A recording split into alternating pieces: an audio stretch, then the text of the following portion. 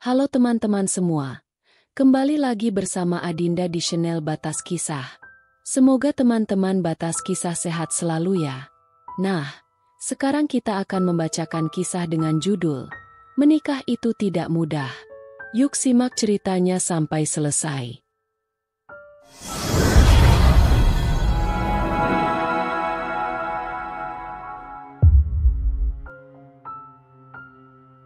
Namira meletakkan tas jinjingnya di atas meja dengan tergesa. Napasnya memburuh. Ia berjalan dari arah depan dengan tempo cepat. "Kamu beneran mau nikah sekarang, Ca?" Caca mengangguk membenarkan.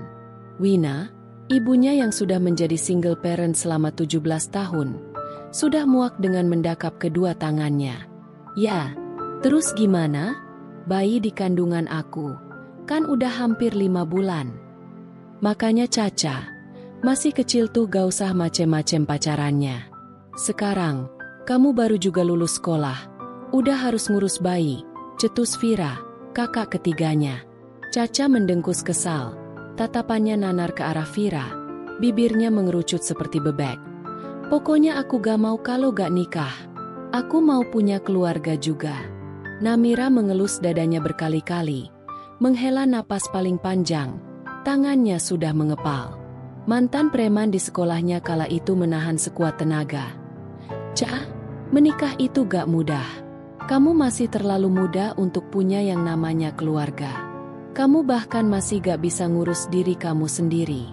Gimana kamu mau ngurus anakmu ke depannya? Kakak gak bisa ngasih kamu ke Poldi. Kalau dia aja masih bergantung sama orang tuanya. Masih belum kerja, masih suka nongkrong. Kamu sama anak kamu mau makan apa? Tinggal di mana? Kakak nyuruh aku gugurin anak aku." "Gitu?"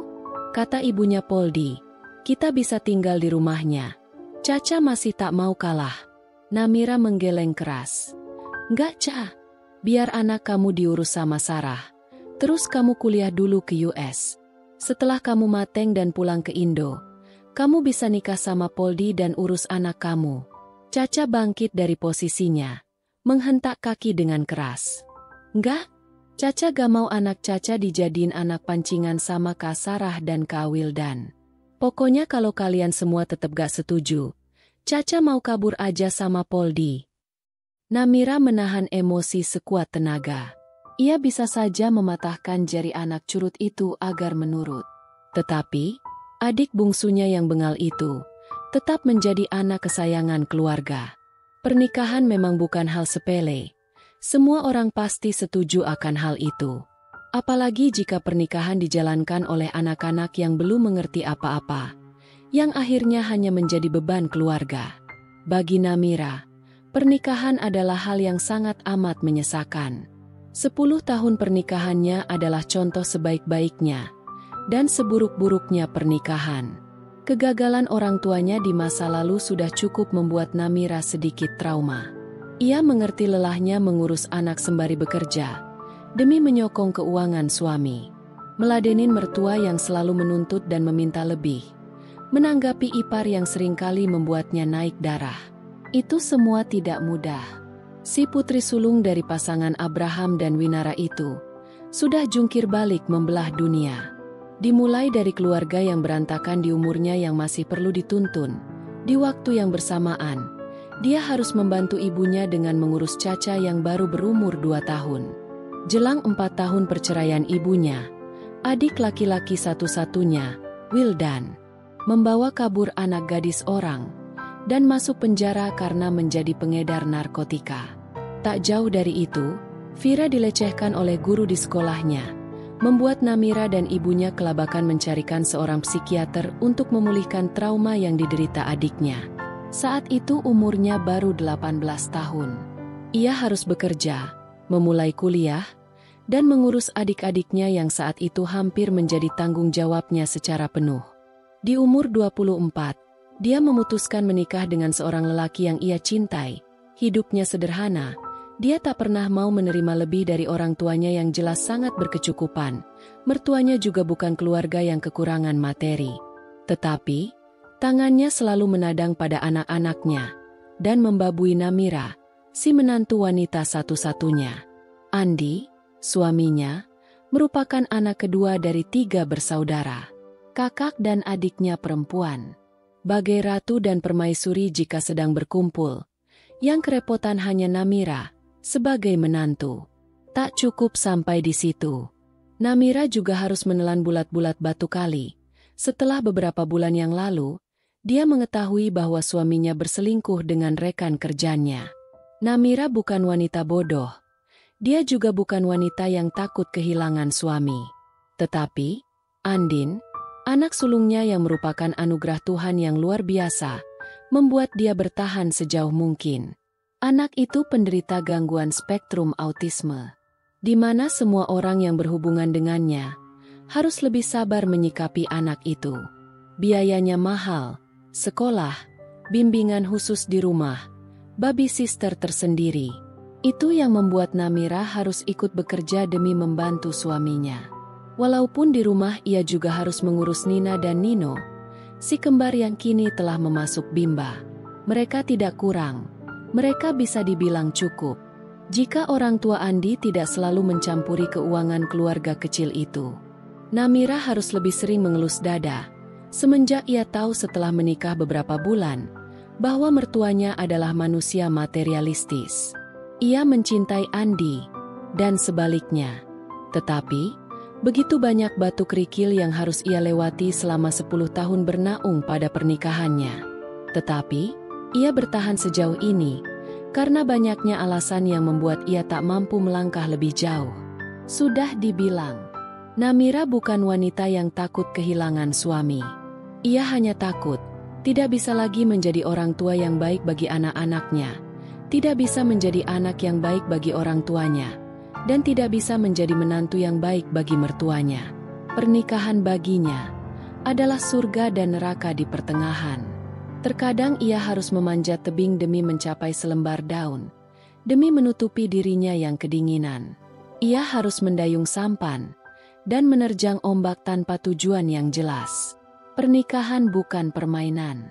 Kepercayaan menikah sekali seumur hidup adalah keteguhan harga mati bagi Namira. Hal-hal itu yang membuatnya melarang seorang Caca, si gadis 18 tahun, yang kebelet menikah karena berbadan 2. Sesulit itu, semenyesakan itu. Pernikahan memang tidak selamanya tak bahagia, tetapi bukan berarti kita akan selalu huru-hara. Semakin lama kita terikat, semakin bermacam-macam juga cobaannya. Mungkin konflik pernikahannya seperti biasa saja. Materi, mertua, orang ketiga. Tetapi, jika kita mendalami, hal itulah yang menjadikan wanita-wanita seperti Namira hampir memutus nadinya sendiri. Menikah itu memang tidak mudah. Namira menyerah pada Caca. Ia pulang dengan kekalahan. Wina akhirnya menyetujui permintaan kekeh dari Caca. Tentu saja tidak semudah itu prosesnya. Ada drama ingin bunuh diri dari Caca dan membanting-banting barang bak Perang Dunia Ketiga. Untung saja ia tak membawa anak-anaknya. Namira pulang dengan tas jinjing yang hampir diseret. Tubuhnya guntai, melerai pertengkaran berujung itu. Satu-satunya hal yang menyambutnya di kamar adalah mainan Andin, Nina dan Nino yang berserakan. Ia memasuki satu persatu dengan tenaga yang sudah hilang. Tidak sampai di situ. Belum selesai semua mainan itu masuk ke dalam keranjang. Knop pintu berputar dan sayapnya terbuka, memunculkan seorang lelaki dengan tubuh semampai dan wajah paripurnanya yang terlihat lelah. Namira berbalik dengan gegas. "Tumben Mas pulangnya lebih malam," ujar Namira dengan topeng senyumnya. "Aku lembur Mir. Kamu juga baru pulang dari rumah ibu kan?" Jawabnya dengan suara serak basah, sembari menata tas kerja yang ia bawa tadi. "Mau mandi sekarang atau makan dulu?" "Mandi aja Mir. Aku udah makan tadi." Dengan senyum palsu paling indah, ia berbalik memunggungi sang suami. Langkah cukup besar untuk sampai ke arah kamar mandi. Andi mengikuti langkahnya di belakang. Mereka mendarat bersama di dalam sana. Air sudah mulai mengalir. Namira memutar tubuh menghadap suaminya. "Udah siap, Mas." Alih-alih menjawab, Andi justru memeluk Namira erat. "I miss you. Lirihnya usai memberikan kecup pada bawah telinga Namira. Dengan lemas Namira mendorong perlahan tubuh Andi, berbarengan dengan suaranya yang tak kalah lirih. "Lain waktu ya. Aku lelah." Tolaknya mentah-mentah. Ia segera melewatkan sang suami dan pergi dari ruangan itu. Ini adalah kali pertama ia menolak permintaan dari sang suami. Tubuh dan hatinya benar-benar lelah. Ia bahkan sudah tidak ada tenaga untuk bermain dalam 1 atau 2 ronde. Tak lupa, ingatan tentang perselingkuhan suaminya yang ia tutupi juga semakin membuatnya kehabisan energi. Di dalam pelukan sekian detik tadi, membuatnya semakin muak dengan dirinya sendiri. Wangi parfum yang bercampur membuatnya makin merasa jijik untuk kembali bersentuh pada tubuh yang bukan miliknya lagi. Andi pasrah. Ia membiarkan Namira pergi meninggalkannya. Sejenak ia terdiam, mengingat Namira dan Freya secara bersamaan. Namira, wanita dewasa yang sangat ia cintai dahulu. Tidak mudah memenangkan hati Namira yang sekeras batu. Andi harus mengerahkan seluruh usahanya demi memikat si pemilik senyum termanis yang menjadi idaman para karyawan, sampai petinggi di perusahaannya dahulu. Bukan hanya karena wajahnya, tetapi kedewasaannya serta kegeniusannya yang memberi Namira nilai lebih di mata siapapun. Wanita yang dahulu dipaksa dewasa oleh keadaan. Dia yang masa remajanya harus terhenti, tetap menerima kegagalan apapun sampai hari ini. Kekaguman Andi lamban laun pudar. Ia lupa tentang perjuangannya demi mendapatkan Namira. Dengan sekali temu, ia jatuh cinta pada Freya, gadis muda berumur 22 tahun yang terlihat sangat menggiurkan. Anak dari salah satu pemilik saham terbesar di perusahaan yang Andi naungi saat ini, jelas bukan hanya karena hartanya, tetapi kecantikannya serta usia yang masih muda membuat Andi merasakan puber keduanya. Namira dan Freya bagaikan bumi dan langit. Hidup Namira untuk orang lain, tetapi hidup Freya adalah menerima apapun dari orang lain. Bahkan, dunia dan seisinya serasa bisa ia beli dengan uangnya. Bukan hanya Andi yang menyukai Freya lewat pandangan pertama, tetapi gadis muda itu juga terpikat pada pria beristri yang mempunyai 3 orang anak. Angan-angan mendapat jabatan lebih tinggi, Andi justru salah langkah dan semakin mencintai Freya di dalam hidupnya. Dia tahu, itu adalah kesalahan. Di saat Tuhan telah memberi dia wanita yang bisa berdiri di atas kakinya sendiri, wanita mandiri yang sama sekali tidak bergantung padanya, ia justru menjilat lebih dan meminta banyak. Freya pun seperti tak punya hati. Ia tahu Andi beristri. Ia tahu tentang Andin yang memiliki kelebihan yang luar biasa. Ia bahkan tahu tentang Nina dan Nino yang begitu dekat pada ayahnya. Tetapi, ia justru menutup mata demi kepuasan birahinya masing-masing. Alih-alih meminta Andi menceraikan Namira, Freya justru lebih bahagia memiliki hubungan penuh tantangan dan menyakiti hati Namira suatu saat nanti. Freya berpikir, untuk saat ini dia masih harus memberi sinyal pada Namira tentang hubungannya. Sampai di kemudian hari, Namira akan menderita di dalam rumah tangganya. Tanpa sadar, Namira telah lama tahu. Namira telah menderita lebih lama. Ia hanya memikul dan terus memikul sembari berjalan dengan kaki penuh luka. Dan mungkin saja, suatu saat nanti beban itu justru berbalik pada pundak Freya sendiri. Namira masih sibuk mengolesi roti dan menuangi susu pada gelas anak-anaknya. Setelah tadi Andin menumpahkan susu di gelasnya dan memukul Nino dengan boneka Barbie-nya sampai menangis. Ia hanya memiliki 2 tangan, tetapi setiap harinya ia justru dipaksa bergerak seperti kaki 1000. Namira baru bisa duduk dan menyantap sarapannya setelah waktu tersisa 3 menit. Hal-hal seperti ini adalah yang ia hadapi setiap paginya. "Kita pisah mobil aja ya Mas, biar Andin aku yang antar," ujarnya terburu-buru mengambil ransel Andin dan menuntun anaknya keluar. "Bareng aja, aku masih punya waktu." Andi mengikuti Namira dengan tergesa-gesa. Ia menyambet tasnya dan berpamitan pada Nina dan Nino yang akan berangkat pukul 9 nanti. Namira baru akan menuju mobilnya. Setelah akhirnya ia berbalik badan dan Andi menggiring mereka berdua untuk menaiki mobil miliknya.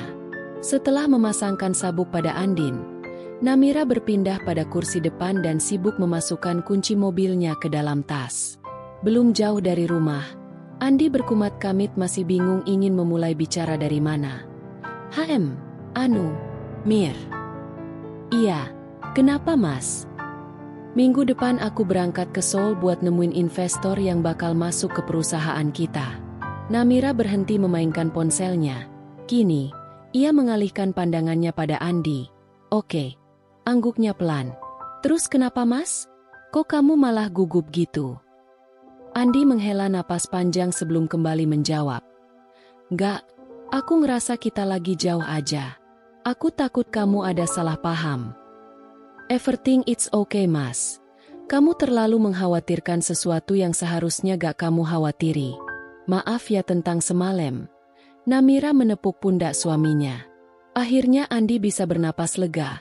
Setelah ia sadar tentang berubahnya sikap Namira perlahan-lahan, ia kehilangan kemanisan Namira yang tanpa ia sadar berasal dari perlakuannya sendiri. Macetnya pagi hari sudah tidak membuatnya sesak napas lagi. Ia justru bisa menghembuskannya dengan bebas, karena liburan bulan Desember di musim dinginnya dengan Freya sudah mendapat izin. Berbeda dengan Namira yang harus berpura-pura menjadi dirinya lagi dan lagi. Terlalu bodoh baginya jika tidak bisa menerka apa yang sebenarnya akan terjadi. Ia harus terus berpura-pura tersenyum dan terlihat baik-baik saja di hadapan siapapun. Bahkan di situasi hati yang sedang hancur-hancurnya, dia lagi-lagi harus memasang senyum manisnya di hadapan pembimbing Andin yang telah menunggu di depan gerbang sekolah. Tumben bunganternya sama bapak. Basa-basi Elsa dengan Namira. Lagi ada waktu. Aku titip Andin ya Sa. Nanti sore dia dijemput sama Pak Ado. Balas Namira sebelum kembali pada mobilnya. Elsa sudah seperti adik bagi Namira. Sejak Andine bersekolah di sana, Elsa satu-satunya tutor termuda yang sangat bisa membuat Andin merasa nyaman. Elsa yang besar di panti asuhan sudah memiliki hati seperti ibu di usianya yang baru menginjak 23 tahun. Walau hampir terlambat, Namira dan Andi sampai dengan selamat. Di dalam kantor, mereka hanyalah rekan kerja. Namira yang seorang general manager di divisinya, dan Andi sang direktur divisi yang berbeda dari Namira.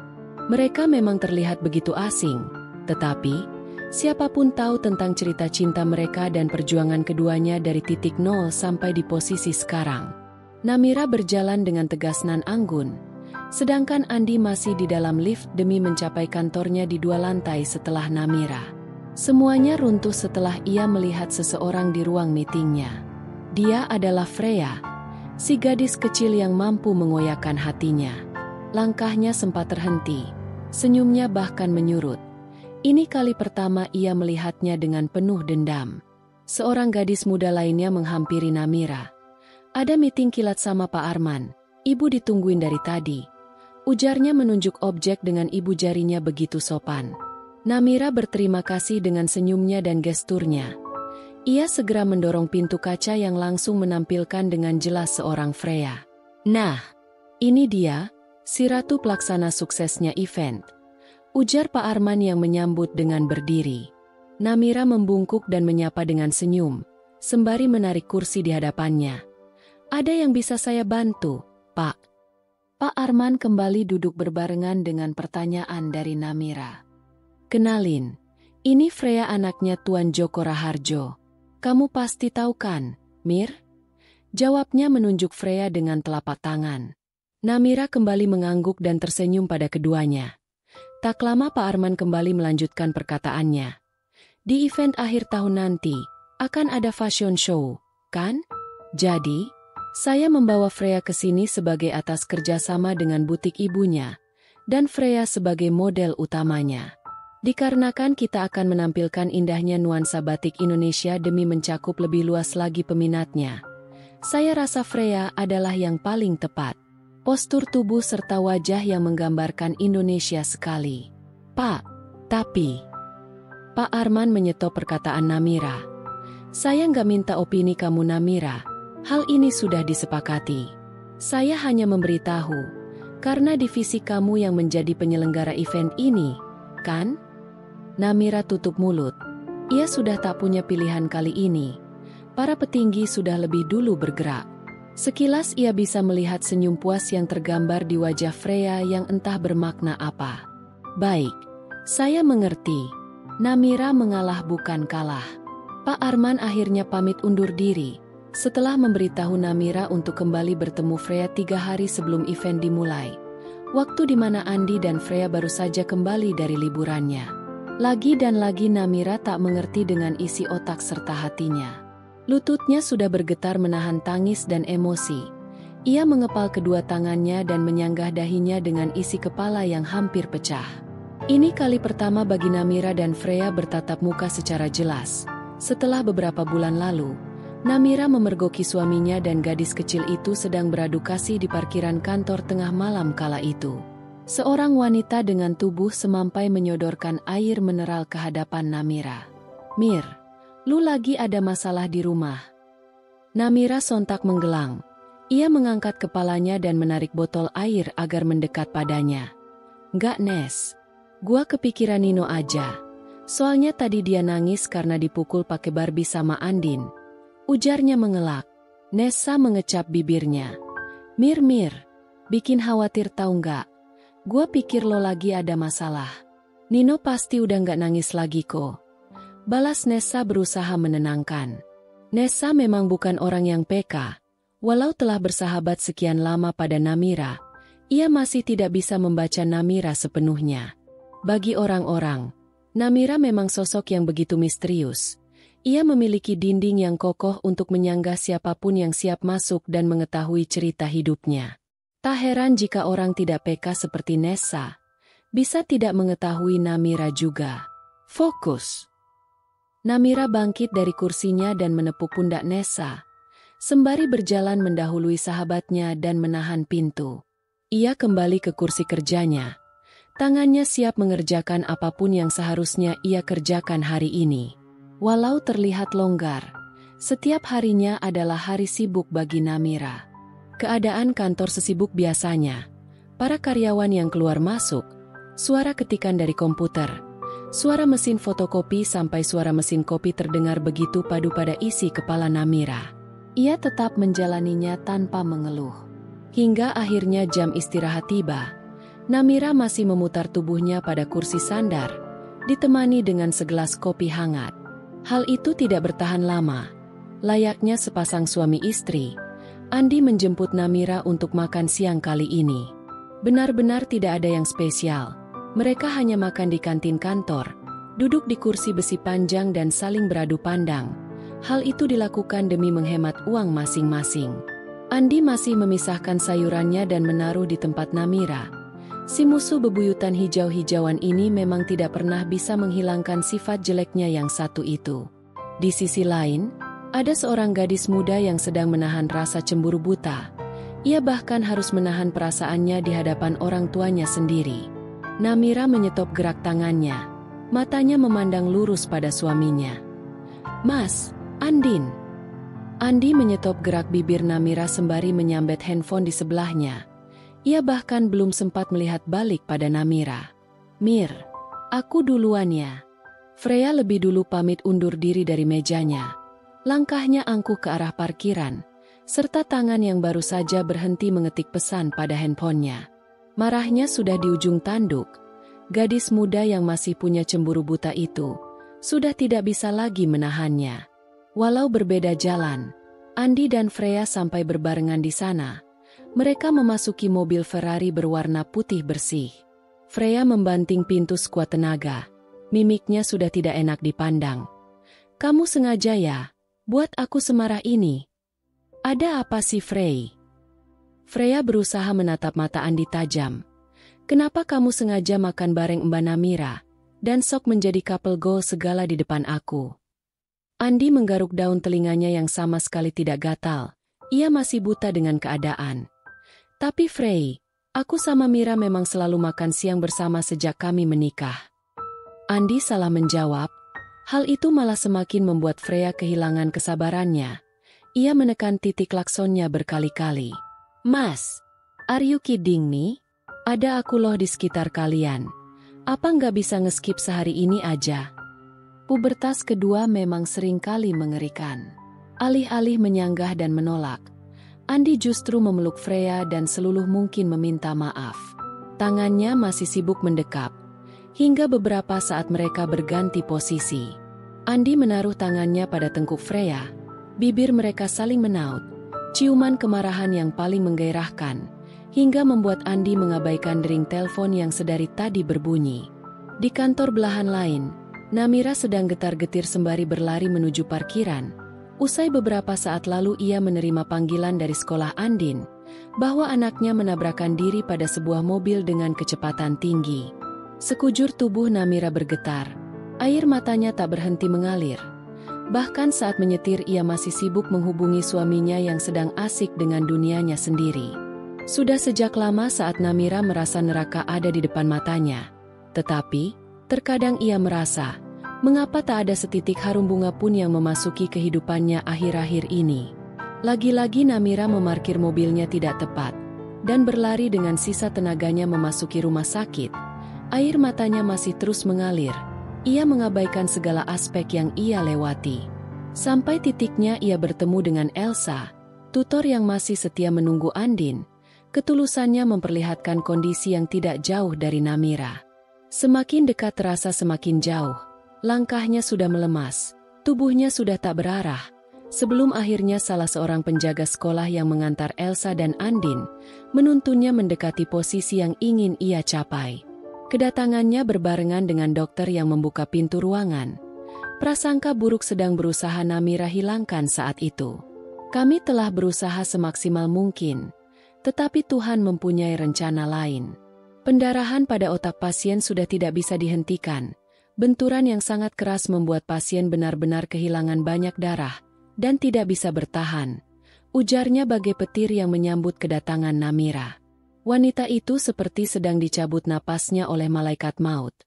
Bagaikan tombak yang menusuk hatinya paling dalam.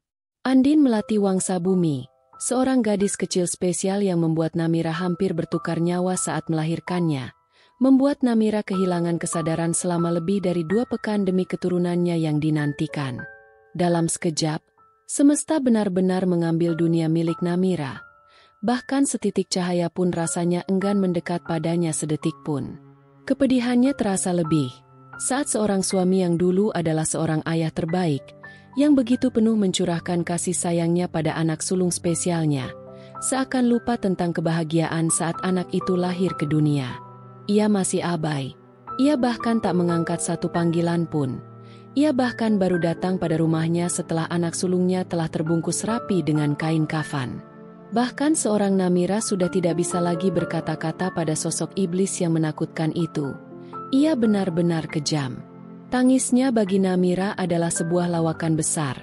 Ia seakan sedang menyatukan piring dengan sebuah lem saat sudah hancur terbanting sia-sia. Hingga jasad terkubur rapi di dalam tanah.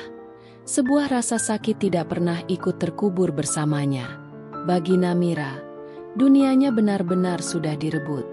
Bukan ia tidak mensyukuri keberadaan kedua anak kembarnya, tetapi rasa bersalahnya jauh lebih besar kali ini. Ia seakan menanggung dosa yang tidak seharusnya ia tanggung. Mungkin semua yang terjadi telah tertulis di garis hidup seseorang, tetapi menyerah dan mengikuti takdir begitu saja, rasanya tak adil. Bahkan di tengah kesedihan, Namira dipaksa pada semesta untuk terus berjalan cepat. Bahunya dipaksa harus sekuat baja. Kakinya dipaksa harus berdiri tegap, seakan semesta tak bosan-bosan menimpukinya dengan batu, bahkan membakarnya dengan api. Dia harus kembali memasang topeng. Ia harus kembali tersenyum di dalam kesedihannya. Ia harus kembali menerima apa yang ingin ia istirahatkan sejenak. Seakan kata harus terlalu kejam padanya. Namira harus ini, Namira harus itu, Namira harus dan harus. Dipaksa tersenyum. Dipaksa ikhlas, dipaksa bangkit. Padahal kakinya bahkan sudah terlalu lemas untuk memijak kembali pada tanah. Mir, aku berangkat ya. Andi seakan biasa aja. Baru seminggu anak sulungnya meninggalkan dunia, bahkan tanah masih merah, belum sepenuhnya kering termakan cuaca akhir tahun yang memasuki zona hujan. Ia tetap menetapkan hatinya untuk bersenang-senang. Ia tetap melanjutkan liburannya dengan kekasih yang sedang ia gila-gilai. Tangan Namira rasanya ingin sekali melempar batu pada kepala Andi, menusuknya dengan pisau, meracuninya dengan hal paling mematikan. Andai membunuh seseorang hanya masuk ke dalam penjara dan tidak menanggung dosa seumur hidup, sudah pasti Namira membunuh suaminya hari itu. Andi bahkan mengabaikan Namira yang masih terduduk lemas sembari memeluk kedua kakinya. Berangan sesosok kehangatan masuk ke dalam kehidupannya kali ini. Namira masih sakit, masih sangat. Tetapi Andi seakan benar-benar melupakan momen menantian kelahiran anak sulungnya dahulu. Di sisi dunia yang lain, ada yang baru saja menginjakan kakinya di kota Bali. Alih-alih ke luar negeri, mereka menunda dan mengganti tujuannya akibat meninggalnya Andine. Walaupun Freya sempat menolak, tetapi akhirnya Andi berhasil membujuk dan menjanjikan liburan ke luar negeri pertama mereka berdua akan diwujudkan tahun depan. Kini Freya masih mengerucutkan bibir. Di pinggir jendela menghadap langsung ke arah laut. Ia melipat kedua kakinya dan membuang pandangan keluar. Perlahan Andi mendekat. Memeluk Freya penuh ragu tetapi hangat. Ia menyingkap beberapa helai rambut Freya ke belakang telinga. Salah satu tangannya menjulur ke hadapan Freya, menggantungkan sebilah kalung pada jari-jarinya. "I love you," ujarnya sembari mengecup pipi sang kekasih. Hingga akhirnya bibir tertekuk tadi berubah menjadi senyum manis yang indah. Freya membalikkan tubuhnya dan mengecup ujung bibir Andi sebelum masuk ke dalam pelukannya. Rasa puas yang Freya nikmati hari itu makin menjadi-jadi. Membayangkan betapa tersiksanya Namira di rumah. Ia seakan mempunyai dendam yang mendalam pada Namira. Walau kenyataannya dia hanya gadis muda yang sedang merasakan cinta berlebih pada milik orang lain. Jikalau kemarin Freya hanya ingin menyiksa batin Namira, kini rasanya ia ingin mencabik dan menggantung Namira pada ujung tanduk pernikahan. Rasa kepemilikan yang sudah mulai sepenuhnya ada, membuat Freya berpikir harus memisahkan Andi dan Namira di hari depan. Freya bukan wanita yang akan menyia-nyiakan waktunya untuk sekedar mengurus anak tiri. Yang dia inginkan hanya Andi, bukan segala aspek di kehidupannya yang akan memberatkan. Membuang Namira mungkin cukup mudah bagi Freya, tetapi anak-anak yang mungkin saja akan membuat Andi berputar balik, menjadi sebuah pressure terbesar yang harus ia lalui. Hari ini, mungkin milik Andi dan Freya. Tetapi, hari esok ia harus mulai memikirkan cara mengadu domba untuk memisahkan pernikahan yang sudah tahunan itu. Namira masih mendekap tubuhnya sendiri, berharap kehangatan memeluk tubuhnya yang terasa begitu pengap. Ini kekacauan. Namira meminta kepada Wildan dan istrinya untuk membawa kedua anaknya. Sedangkan dia sibuk terdiam pada kasur penuh luka. Suara ketukan terdengar, pintu berdernyit. Namira masih acuh dengan memandang kosong ke arah jendela. "Mir." Suara pria itu gemang. "Aku di sini, Mir," ujar Ridwan gemetar. Ia memberi pelukan hangat yang Namira impikan. "Masih ada aku," sambungnya penuh air mata. Namira menangis sejadi-jadinya. Kini ia merasakan kepedihan yang begitu dalam. Sekian lama ia menahan dengan tatapan. Di hadapan sepupunya, ia bisa menemukan dirinya lagi. Di mata Namira, Ridwan sudah seperti adik yang mampu mengerti tentang apapun. Walaupun mereka tinggal di pulau yang berbeda, tetapi rasanya hanya Ridwan yang selalu ada untuk Namira. Ia yang selalu berusaha menjaga Namira sekuat tenaga, berusaha membuat Namira tersenyum setiap harinya, dan berusaha menahan rasa cintanya yang terlarang. Mereka menjadi dua manusia yang begitu dekat sudah puluhan tahun, berjuang bersama, menikmati hasil bersama. Hingga akhirnya, setelah Namira dimiliki orang lain, Ridwan baru sadar tentang rasanya yang agak berlebih untuk Namira. Tentu saja, hal itu tidak berlaku sama sekali bagi Namira. Di matanya, Ridwan hanya pria yang begitu mengerti dia. Kapal yang mungkin saja pernah ingin berlabuh bersama, kini memilih pelabuhannya masing-masing. Namira mengabaikan Ridwan yang rasanya tak mungkin. Ridwan mengikhlaskan Namira yang dahulu memilih Andi untuk dijadikan pasangan hidup. Tetapi Andi melupakan Namira dan memilih untuk mengkhianati wanita yang mungkin di mata orang lain adalah ia yang begitu berharga. Ada pembenaran dari kata, siapa yang jatuh cinta lebih dulu, ia yang kalah. Ridwan menaruh rasanya pada Namira, Tetapi wanita itu justru menaruh rasanya pada pria lain. Konon, kita memang selalu mencintai mereka yang begitu menyakitkan kita. Anehnya, kenyataan cinta sepahit itu, dan selalu begitu. Ayo kembali padaku, Mir. Bersambung. Terima kasih teman-teman Batas Kisah. Mohon maaf jika Adinda ada kekurangan dalam membacakan ceritanya. Semoga teman-teman semua bisa terhibur dengan cerita yang Adinda bawakannya. Oh iya, jika teman-teman Batas Kisah menginginkan kelanjutan dari cerita ini, jangan lupa subscribe, like dan bisa bantu komen di bawah ya, agar Adinda lebih semangat untuk menghadirkan kelanjutan cerita yang menarik berikutnya. Sampai ketemu lagi di episode berikutnya ya. Sekian dan terima kasih.